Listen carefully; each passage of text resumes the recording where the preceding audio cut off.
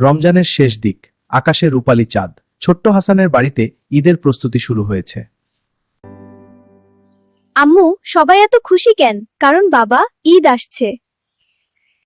আজ আমাদের জাকাতুল ফিতর দিতে হবে। জাকাতুল ফিতর কি আম্মু? এটা গরিব মানুষকে সাহায্য করার জন্য বাবা। কিছু পরিবার আছে যারা ঈদের দিন নতুন জামা বা ভালো খাবার পায় না। আমাদের এই দান তাদের মুখে হাসি ফোটায়। আগে মানুষ খাবার দিয়েই ফিতরা দিত, ঈদের নামাজের আগেই এটা আদায় করতে হয়।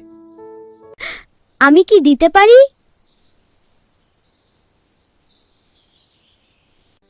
অবশ্যই পারো।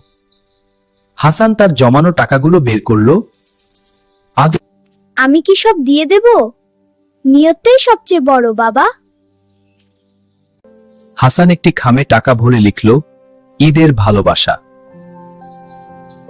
তারা সেই দরিদ্র পরিবারের কাছে গেল। এটা আপনার জন্য। শিশুটির চোখ আনন্দে ঝলমল করে উঠল। আল্লাহ তোমাদের উত্তম প্রতিদান দিন। ঈদের সকাল এলো, সবাই নতুন জামা পরে নামাজে গেল। সেই শিশুটিও আজ হাসি মুখে দাঁড়িয়ে আছে।